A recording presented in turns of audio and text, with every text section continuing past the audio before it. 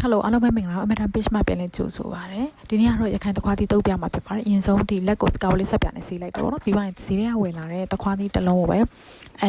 တက်ဆန်ဆန်နဲ့ပြီးသွားရင်အစိတ်တွေဖယ်ထုတ်လိုက်တယ်ပြီးတော့တခွားချစ်နဲ့အရင်ဆုံးချစ်ပါတယ်ပေါ့နော်တခွားချစ်နဲ့အားလုံးပေါင်းဒီတခွားသီးတွေကိုချစ်လိုက်ပါတယ်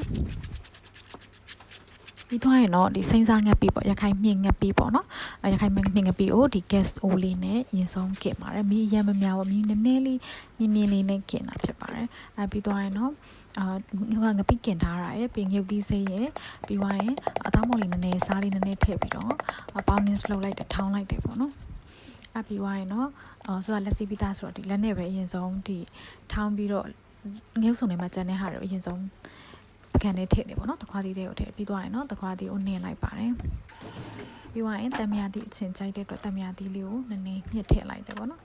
တမယာသီးကိုညှစ်ထည့်လိုက်တယ်ပြီးသွားရတာပေါ်ငန်းပါညာမြည်ကြည့်ပြီးသွားရင်တော့စားလို့ရပါပြီဆိုတော့ပစွန်ကြောက်လေးနဲ့